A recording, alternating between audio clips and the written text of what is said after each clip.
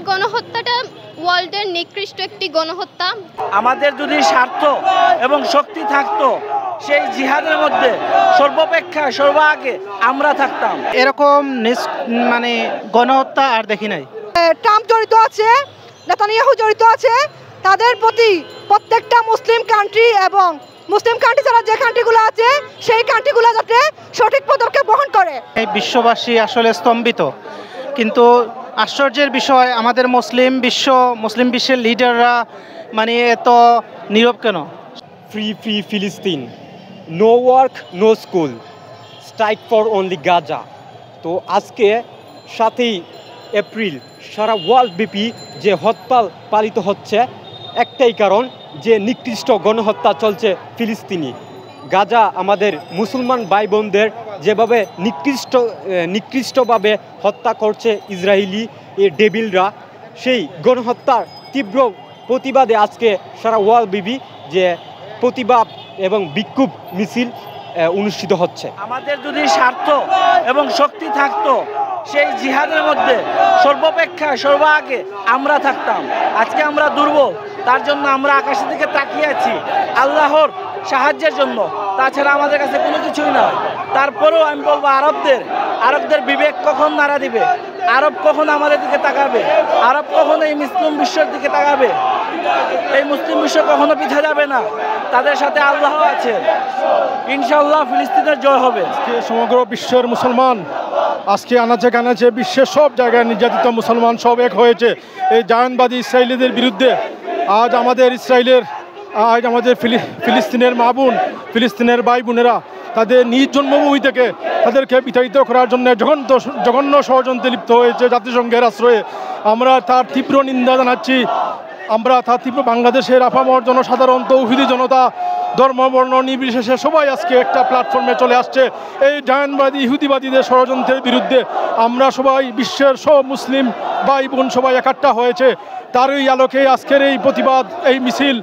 আজ বাংলাদেশের সব আনাচে কানাচে গ্রামগঞ্জে সবাই এক স্লোগান যে free Palestine, stand for Palestine, free for stand for humanity. আমরা উদাত্ত আহ্বান জানাচ্ছি সমগ্র বিশ্বের তৌহিদি জনতাকে, আমরা সবাই এক হয়ে আমরা নবী করিম সাল্লাল্লাহু আলাইহি সাল্লামের যোগ্য উত্তরসূরি, আমরা সাহাবীদের যোগ্য উত্তরসূরি। আমরা ওনাদের অনুসরণ করে ওনারা যেভাবে অতীতে আমাদের জন্য গৌরবময় অতীত আমাদের উপহার দিয়েছেন, অতীতে এই মুসলমানদের অনেক বড় ঐতিহ্য রয়েছে। জিহাদের ময়দানে আমরা সেই গৌরবকে ফিরিয়ে আনবো এবং এই জায়নবাদী ইসরায়েলের কবল থেকে ফিলিস্তিনকে মুক্ত করবো ইনশাআল্লাহ। আজকে আমরা দেখতে পাচ্ছি নগরীর বিভিন্ন জায়গায় বিভিন্ন পয়েন্টে হচ্ছে আমাদের ফিলিস্তিনের যে ভাই এবং বোনেরা, নিরীহ ভাই বোনদের উপর, মুসলিম জাতির উপর যেভাবে নির্মম নির্যাতন করা হচ্ছে, সেই পদক্ষেপ নিয়ে আজকে আমাদের 16টা শহীদ মিনারে বিভিন্ন সংস্থা, যেমন আমাদের বৈষম্য বিরোধীও ছিল, অবস্থান নিয়েছিল। তারপর হচ্ছে এই মুহূর্তে আমরা দেখলাম জামাত শিবিরও অবস্থান নিচ্ছে বিপুল সংখ্যক মানুষ নিয়ে। তো আমি এই মুহূর্তেটা বলতে চাই যে আমাদের মুসলিম জাতির উপর এটা ইতিহাসের পাতা আসলে চিরস্মরণীয় থাকবে। এরকম হামলা কখনো আমরা দেখিনি ছোটো থেকে এখন পর্যন্ত। তবে আমি মুসলিম বিশ্বের প্রত্যেকটা দেশকে আহ্বান জানাতে চাই যাতে ওনারা ফিলিস্তিনের পক্ষে সজাগ হন, জাগ্রত হন, ফিলিস্তিনের পক্ষে আসেন এবং ইসরায়েলের বিরুদ্ধে কোনো একটি পদক্ষেপ গ্রহণ করেন, যাতে আমাদের এই মুসলিম ভাই এবং বোনেরা এভাবে নির্যাতিত না হয়। তাদেরকে বোমা বিস্ফোরণ করে প্রতিনিয়ত হত্যা করা হচ্ছে। আমরা গতকাল দেখছি যে রাফা নামক যে জায়গাটা ছিল সেটি কবরস্থানে পরিণত হয়েছে। কেন আমরা মুসলিম বিশ্বের প্রায় 200 কোটি মানুষ মুসলিম থাকতে আমাদের এই 10 লাখ 12 লাখ ভাই বোনেরা এভাবে বিস্ফোরিত হবে? রাফা কেন কবরস্থানে পরিণত হবে? গাজা কেন কবরস্থানে পরিণত হবে? কেন এই বিধ্বস্ত ধ্বংস হবে? এই ধ্বংসলীলা বন্ধ করার জন্য ট্রাম্প জড়িত আছে, নেতানিয়াহু জড়িত আছে, তাদের প্রতি প্রত্যেকটা মুসলিম কান্ট্রি এবং মুসলিম কান্ট্রি ছাড়া যে কান্ট্রিগুলো আছে সেই কান্ট্রিগুলো যাতে সঠিক পদক্ষেপ গ্রহণ করে। তারপর জাতিসংঘের প্রতি আমার বার্তা থাকবে, জাতিসংঘ কেন এই ব্যাপারে সজাগ না বা কেন কোনো পদক্ষেপ নিচ্ছে না?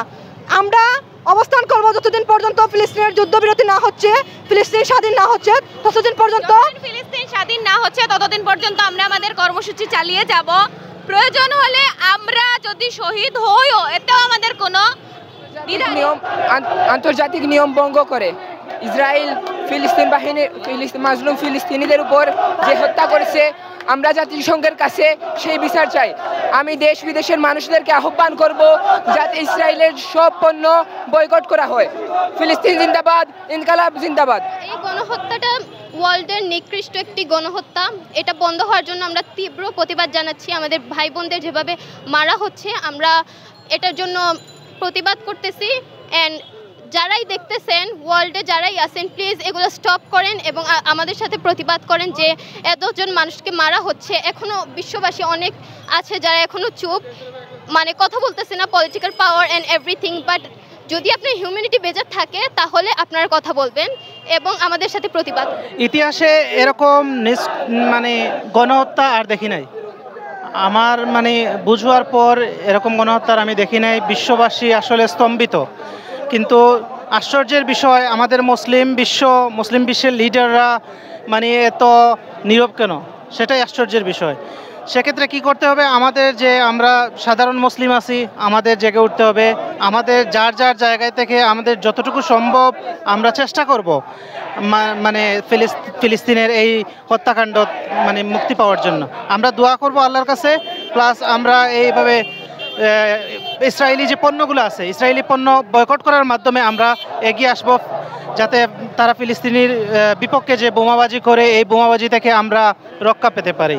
গণহত্যা পৃথিবীতে এই ধরনের নিকৃষ্টতম গণহত্যা ইতিপূর্বে ঘটে নাই। আমরা মুসলমানরা, বিশেষ করে বাংলাদেশের মুসলমানরা এর তীব্র নিন্দা এবং ঘৃণা জানাচ্ছি। আমরা আমাদের জীবন দিয়ে এর প্রতিবাদ করতে চাই। যদি সুযোগ পাই সেখানে গিয়ে শহীদ হতে চাই ইনশাআল্লাহ।